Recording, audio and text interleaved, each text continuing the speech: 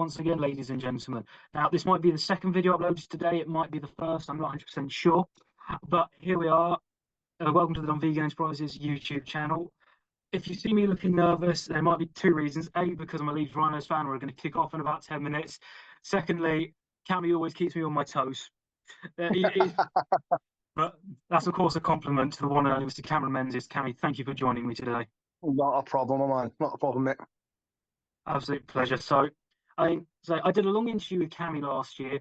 If you haven't read it, don't, because we need the likes on this video if I'm going to do more ambitious stuff on the channel. But yes, Cammy. So again, thank you. But so tell me, where did it all start for you in darts? Where did it all begin for you? I was one of those ones that kind of grew up with it. Mum and Dad played. From obviously when I remember, so there's pictures of me at a very young age playing. So they played counties and stuff.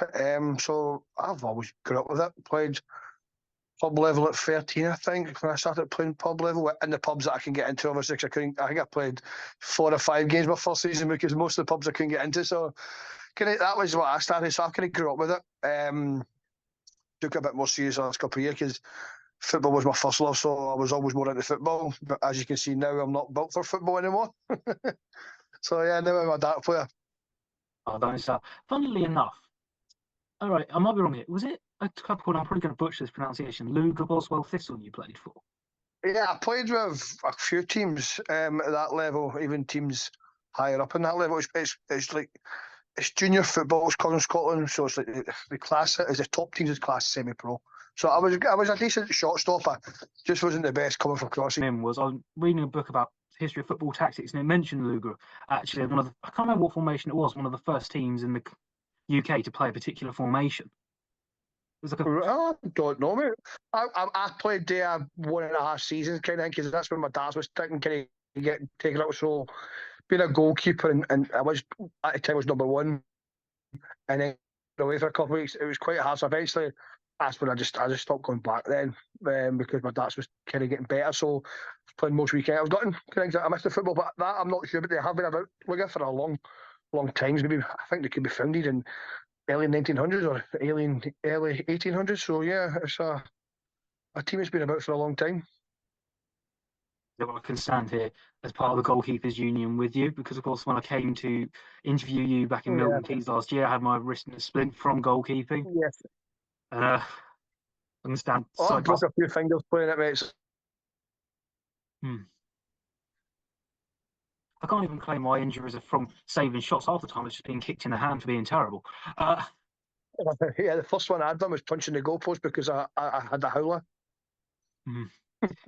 So yeah, don't do that, mate. So I've got no knuckle now. So learned that I was like 13, I think I'd done that. So yeah, I wasn't proud of that. Was there ever a moment sort of playing junior darts and getting senior where you ever thought, right, there is a moment I can make it? Was there ever that one moment? What, and darts? Yeah. I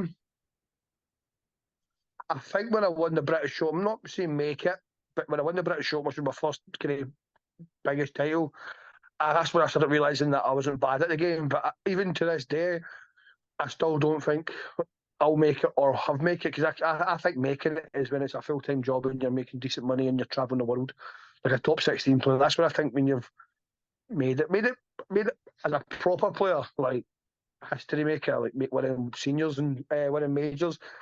That's different, but making it as a dart player, I think, is when it's your job and when you have a decent lifestyle. So, do I think I can make it? I don't think I'm miles off it, but I still need to find a little more to my game to get there. But it's quite hard when you're working full time and stuff. I know that's maybe just a lame excuse, but it keeps me chilled with the darts, because like it's still a hobby that I'm actually not bad at. Because if I quit my job and take it full time, I might panic and start overthinking it, and then it goes worse.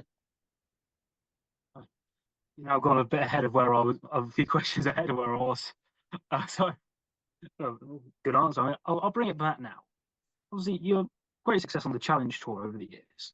And the Challenge Tour is one of those things where a lot of people I speak to, they don't like it in a sense, because you could be waiting 10 minutes to play your next game, you could be waiting hours.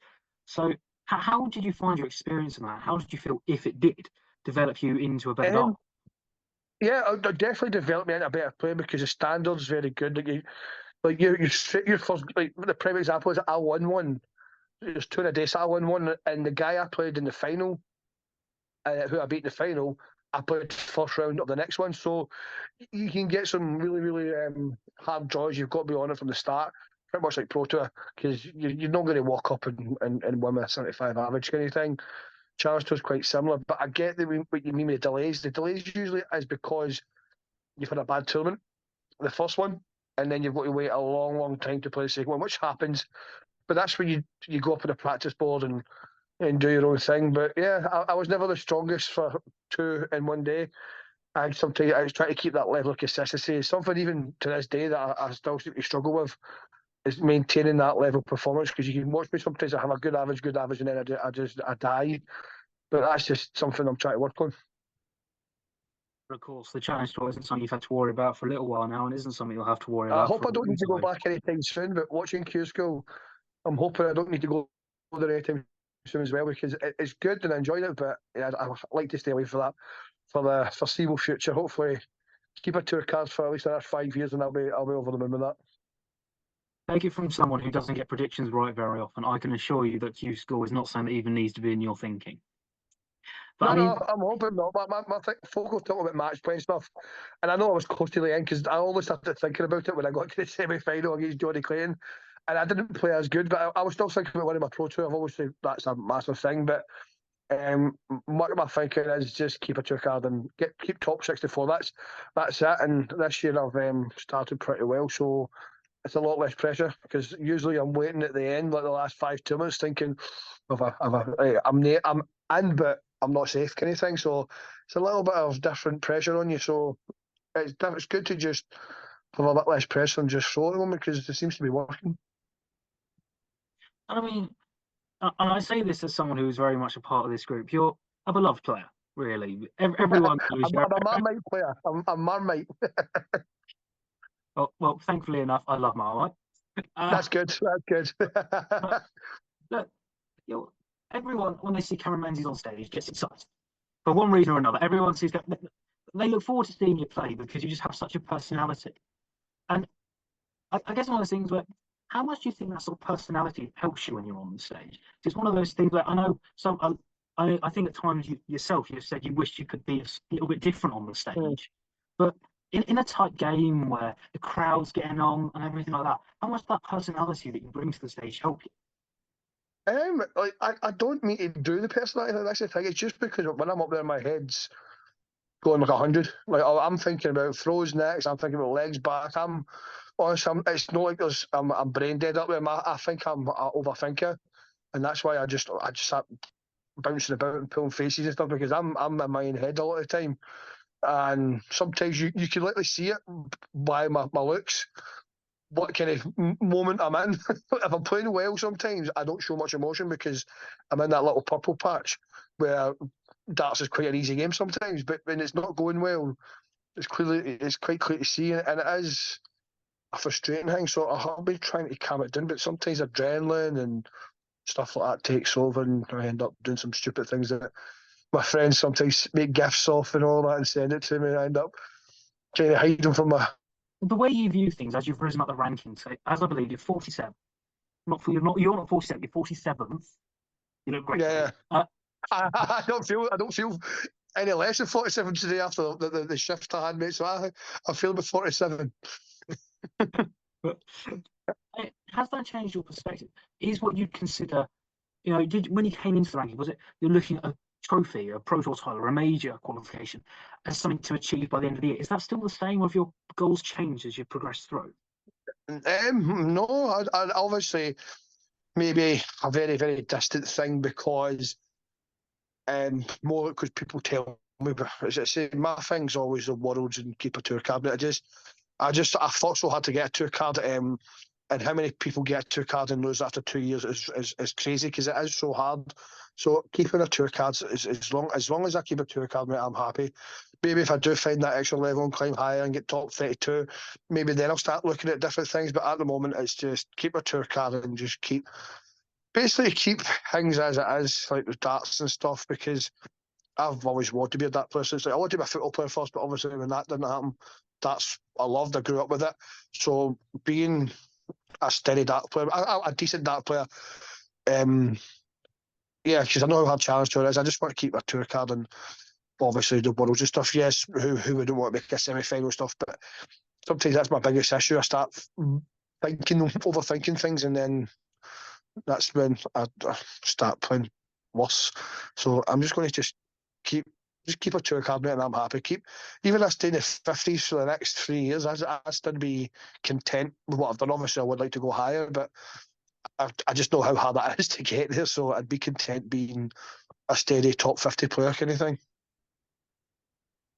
You say we all started out wanting to be footballers. It took me longer to figure out I wanted to play darts, and the amount of money I've thrown at L Style and Unicorn in the hope that they can help me. Yeah, I was, I've done that over the years. honestly, I've got pretty much every shape of fly, every length of stem, short darts, long darts. If I sell these, I might be able to pay off my uni loans next year. But as is, Yeah. keep trying. Uh, yeah. How much of what you've got would you say is natural talent? Because you've shown, obviously, the work-life balance and everything is something which people in your position in the rankings do have to contend with. And oh, Rhinos are just scored. Get in. I'm sidetracking myself. I do apologise. No, that's fine. But obviously, it's something that you have to get right, realistically, to get the best out of yourself personally and professionally. Mm. So, how much of it do you think is talent? How much do you think comes from the hard work?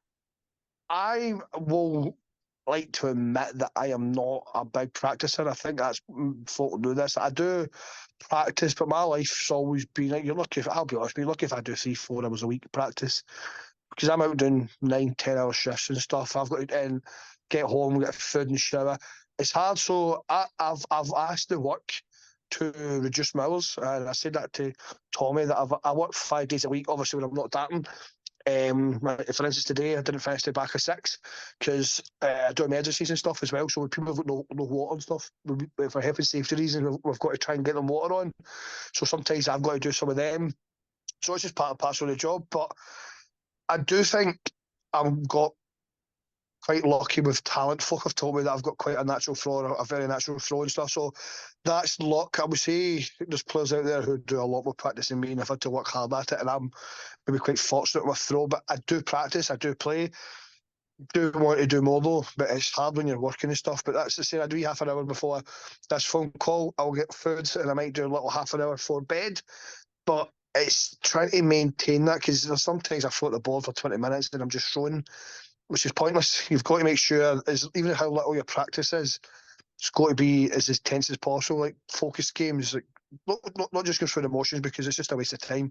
You've got to try and make it as intense as in game like as possible. So yeah, I try and do like 18 darts or 15 darts and stuff, and even in that wee 20-minute spell that I get or a 40-minute spell, try and make it as intense as I can because yeah, I'm not someone because after an hour I do start to get a little bit bored.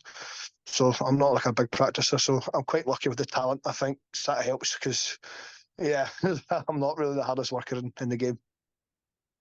Yeah, I was sort of 15 drafts before we came on. Unfortunately, I was playing from 101, but point still stands.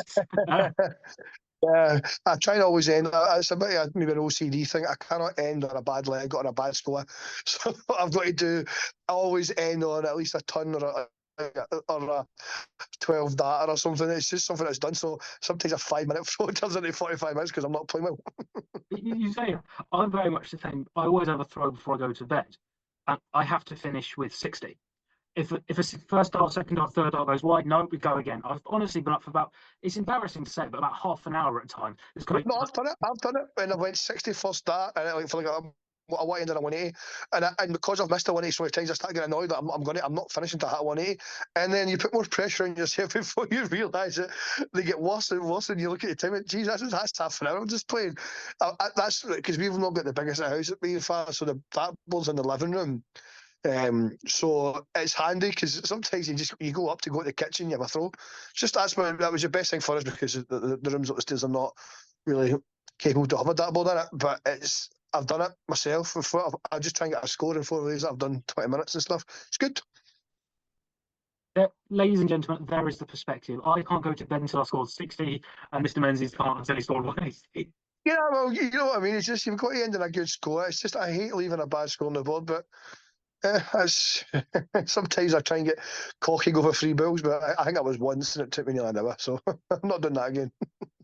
I just did a leg of 100,001 for charity, and it would still take me longer to do 3 balls. Oh, gee, I got on a 5,001 once, and God, man, that I felt like I was scoring like 3 140s in a row, and I wasn't doing no damage. That was a long time ago, but I used to do 1,001s a lot because if you watch how I play, I kind of focus on my scoring a bit too much, so my finishing is not the greatest. So nowadays, I try and work on the shorter side of it as well as the scoring side. But years ago, when I was younger, I was terrible just for yeah, it was hitting big scores. And of course, people, when you came to, I mean, let's go back to the WDF Worlds. Obviously, back there in those days, you were using Christobi darts, and so you've got your own custom design now, which obviously are slightly removed. Of course, I remember talking to you when they were in development, so making sure you had your little Scotland flag on there. I remember what a key thing that was, but the trial and error with it, how did you come to that kind of dart? 'Cause obviously, the Dobie very straight barrel, very to the point. Excuse the unintended pun. No, no. Yeah, well, that's my phase twos. The phase ones, I used to use Anderson's Dream Boys for many, many years, and then obviously stopped making them. So I used Data Dart Icons. So I used the same darts for years. So then I went Unicorn Scientist. I used Dobies for a bit because they're quite similar. And then they used a phase one, which I did try and use them, but I just don't know what it was. I went back to Dobies eventually. And to be honest with you, when Jack came in at Unicorn, I asked him about phase two and stuff about, and I said to him, I want the same kind of grip as Dobie's old darts, straight barrel, but I want a little taper at the end. The reason is I practice with fans that sometimes and heard that's really taper at the end, and I feel like you can get the gripping a lot closer. And generally, that was a picture Jack said was those darts, and that was it. That was the first prototype. I was horrifying, but as soon as that, they look smart. And then when I got the dart in my hand, yeah, I practice with a new set sometimes to just try and wheel them down a bit. And sometimes I give a set to my mates to practice with to try and wheel them down. But once I got them more down, mate, I perfect. Then he said, "Do you want a little design on them?" And I was like, "Get blue on it." And then he's seen the Ted Evans had a little bear, I think it is. I think he's got a Super Ted. And then I says, "Any chance I can get a wee Scotland flag on it?" And he's like, "Aye." So that was the first prototype, mate. And away we went, which is a lot easier than said and done because the first time I had darts made, I generally struggled with them and chopped and changed. And I'm not really a Peter Wright kind of player. I don't like changing stuff because I feel like if it doesn't work, I find an excuse. Well, actually, the L style influence, is that something that's come from Fallon? Because I know she plays with L style. Yeah, well, I used to like the Cosmos stuff because it's more like I like a thicker flight because I feel like my dart goes through the air a bit slower, it kicks up a bit more. Unicorn at the moment don't have like a flight that thick. So that's why I use the L style. Fair enough, it was with Fallon because she gets them anyway. Um, but that was it. Basically, it's just because it's a thicker flight and it feels like my dart goes through the air straighter. If I use a lighter flight, I feel like it goes flatter. Like it goes through the air faster. So I don't like the thinner flights. So it's a standard shape. I've tried the whole pair shapes and stuff, but God, man, because I kind of flip the dart, Jesus, they go everywhere. So they're only good if you want to understand. Yeah. I think the biggest issue for me is I can nearly pick up any set of dart with the standard flight, obviously, and throw them straight. Because I won the Welsh singles with my darts, and I won the Welsh Open with my darts, but I won the Welsh warm-up singles using my darts, and then Ryan Hogarth's darts, and then Fallon's darts. And I went through different sets of darts, and I won it. Can you say so? It's like I can like I went with Fallon darts. I have like generally I can hit 180s for fun with them sometimes because the way they're taper. That's how I kind of went for the taper. But is that I can nearly throw any dart. Even at one point, I had the Whitlock ones with the black and gold. Loved them. Sat and bagging them for days. I was tempted to use them at one point. But yeah, I think that maybe the bit of the natural talent because nearly any dart I pick up within reason, at least I'm straight. I like that challenge. Next time I see you, I'm just going to bring a plethora of darts. Just throw, monkey, throw. Honestly, you'll see like they'll usually go straight. There might be a it's more the flight. As long as the flight's like that kind of shape, I'm fine. As soon as you use like the different shape flights, the dart just goes anywhere. So it's funny you mentioned Fallon's darts because that's what Benjamin was using before he signed with Unicorn. That's what his new darts were inspired by. So I mean, that might not be a bad pickup for Yeah. you at some point to give those a go. There's a few because I think the first I think like Daryl Fitton's got a set on a similar, but yeah, I think a lot of players nowadays are kind of getting like the tapered dart or they've got the point with the tapered end on it because I think you get less deflections off it kind of thing, and it gets the dart closer together because nowadays the scoring in darts is insane. So you watch some of the darts on the TV, like the darts are basically like so grouped together, it's crazy. I don't think John could ever do that with his little barrels. But for those of you wondering, the Huddersfield Giants have levelled against Leeds Rhinos, and I'm containing my anger extremely well. Cammy, thank you as always for your time. Oh, sorry, go on. Ryan, absolute pleasure, mate, as always, and keep up the good work, buddy. So, as far as I'm concerned, for all I do, there'll be few greater pleasures than sitting down and having a conversation with your good self. But so, like and subscribe to the channel. I'm sure we'll have a few more over the next few weeks, mate. Yeah, so like, subscribe to the channel. Please keep me in a job. I'm not doing all this video editing for these videos to go unappreciated. Thank you very much. Thank you, Kelly. And I'm sure I'll pass across again soon. No problem.